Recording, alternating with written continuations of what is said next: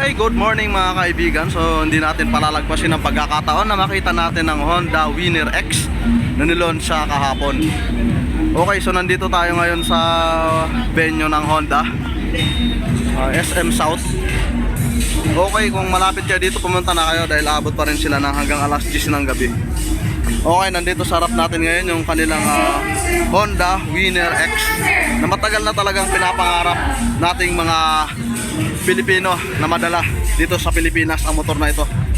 So ngayon dinala na nga ang Honda Winner X, no, na napakaganda ng forma. Kung makikita natin yung mga edges niya, fairings, napakaangas, napaka-sharp ng datingan. Ibang-iba yung datingan niya, no. Mas mabangis siya kaysa sa GTR o yung sa Supra GTR 150. Pero ang motor na tong Winner X ay nananatili pa rin sang 150cc. Okay. Meron dito yung parang rally, yung may kulay blue. Kulay blue na combination sa red. Napakaganda, napakaangas. Fully digital ang panel board. Medyo na iba yung shape niya. Iba na yung panel board niya. Mas maganda kaysa sa Supra. Okay. May pagkakawig siya sa CBR, no? 150R. Ang kanyang dashboard. Okay, napakaganda. Lahat ng information makikita mo na dyan. Pero ang motor na to, alam naman natin sa Honda na hindi mahilig sa mga Y-Connect. Okay, pero napakaganda. Naka-emboss dyan yung Winner X na silver. Ang pinaka-the best dito, maganda dito mga kaibigan, meron siyang charging port. Ayan, no? USB type na, napakalupit. Hindi mo na kailangan bumili ng socket na bilog para makapag-charge ka. Ito naka-ready na, cord na lang isasaksak nyo dyan, mag-charge na kayo dyan. Napakaganda. So dahil wala sang bulsa dito mga kaibigan, pwede naman tayo maglagay dito ng cellphone holder. Tapos nalagyan natin yung cellphone, nakarekta yung charger natin dyan. Okay, napaka-the best mga kaibigan. Then ang motor na to mga kaibigan, pumapalo ng 52 km per liter, no? Yung fuel consumption niya, napakatipid mga ka-best moto sa kategory ng 150cc. Ayan, kaya sigurado ako dyan, maraming nag-aabang dito. Maraming gusto magpalit ng motor at ito na ang kanilang bibilihin. Okay, ngayong 2024, napakaganda, grabe. Pillion footrest, ayan, premium ang datingan. Hawig pa rin sa CB150R. Okay, ito nga lang underbone siya, hindi katulad sa CB na sport type. Pero sporty pa rin siya mga best motor. Tignan natin yung tire size muna. Ayan, kaya pala medyo malapad to. 120 by 70-17. Okay, 17 pa rin yung mags niya. Unahan na tulihan. Then naka mono shock sa likod, telescopic front shock. Okay, ang ganda ng kanyang grab bar na medyo magkahiwalay. Mas naging sharp at maangas yung datingan. Nakakaakit talaga mga kaibigan. Sadly, under seat storage wala tayong makikita dito para sa Sniper or sa Supra GTR 150. Parehas lang, wala silang under seat storage. So yung fuel tank capacity na 4.2 or 4.5 liters ang pwedeng magkasya dyan. Full tank na siya. Okay, pero walang problema mga kaibigan. Kahit maliit ang tanke niya, matipid naman sa gasto mga kaibigan. Nandito ang kanyang airbox, no, sa taas. Kahit ang tubig umabot dito sa kalahati na yan, no problem. Hindi papasok sa airbox ang tubig, nasa ibabaw. Seat cover, two-tone. Meron ditong maganda yung pagka leather nya. Tapos dito yung parang may spike. Ayan, makikita natin to sa texture ng mga Honda Click, yung ganitong texture ng seat cover. Medyo manipis pero malambot. Okay, dahil sport bike nga siya, so tamang-tama lang at magandang forma ng kanyang upuan. Okay. Dito sa unahan makikita natin yung bumper niya. Napakaganda na ng forma. Ayan, o. In-improve na talaga ni Honda. Malayong-malayo na kay Supra GTR, no? Ang busina niya nandito sa harap. Maalala nyo, halos lahat naman ng Honda meron busina nasa ganito. Gaya ng wave dash nila, nandito yung busina. Okay, ang ganda ng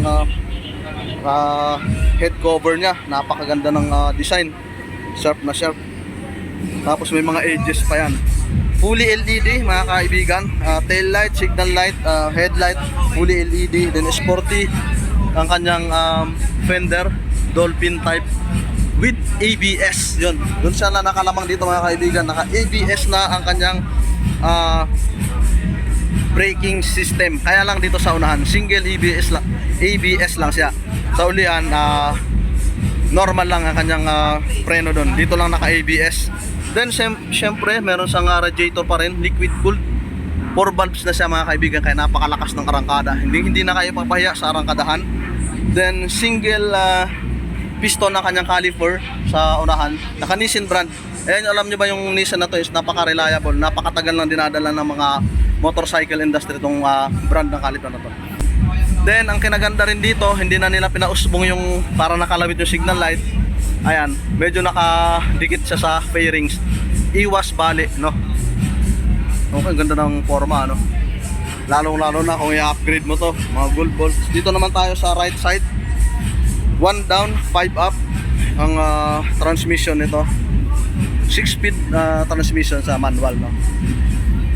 Then napaka-sporty ng kanyang exhaust. Yung design parang sa mga brother niya na CB150R o CBR150.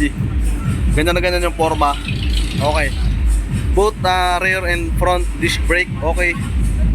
So ayan, pero kung hindi ako nagkakamali, yung makina ng GTR ng Supra siguro ito na yun siguro. Pero baka nabago na rin yung issue or na-resolve na rin ang issue ng GTR na yun. Bali parang fairings, mga chassis, yun yung mga binago niya. Pero ang makina, walang pinagkaiba to sa Supra GTR 150. Okay, the best dito, keyless siya, kaibigan. Hindi na siya nagpapahuli, no? Keyless rin siya. Meron siya dito, remote dalawa. Para sa EDB PCX. Okay? So, ayan, napaka-premium talaga. Wala siyang idling stop system kagaya ng Honda Beat ay ng PCX o ng ADB, no? Wala siya dito. Dahil matipid naman motor na ito, hindi na kailangan magpakabit ng idling stop system, no? Alam naman natin si Honda, napakatipid talaga. Diba? Para Honda Click yung shape ng side mirror. Napakaganda ng throttle, napakalambot, malalim. Siyempre, 150cc, may dulo, no? Napakalambot ng preno, gawa ng ABS na siya. So upon observation kanina, habang dinadrive ko siya, napaka-smooth, low vibration sa mga kaibigan. Kahit mag-high RPM ka, no? Hindi lang natin na top speed, gawa ng maiksi lang yung kanilang area dito na iniikutan. Okay, so panalo ka talaga dito sa motor ko. Mayroon din siyang single piston, kung hindi ako nagkakamali. Single piston din yung caliper sa likod. Nissan brand din. Okay. Brake oil niya. Okay, meron silang mga variant dito, iba-ibang kulay. Okay, unahan na natin yon. Red, black. Then meron silang white, black. Tapos matte red na may black. Then ito, parang premium siya, no? Gold, black, gray. Combination ng color niya, kulay. So ito naman yung parang race red o kaya yung tinatawag na rally, no? Yung kulay niya, napakaganda. So mga kaibigan, alam naman natin yung specification siguro kung ano yung specification ng GTR 150 o yung Supra GTR 150. Halos parehas lang naman, wala nagkaiba. DOH, okay, double overhead cam para mas malakas ang arangkada dahil 4 valve na siya. Liquid cooled mga kaibigan, 150cc, single cylinder mga kaibigan. Okay, grabe. Hindi natin ma-sound check, gawa ng sobrang ingay dito.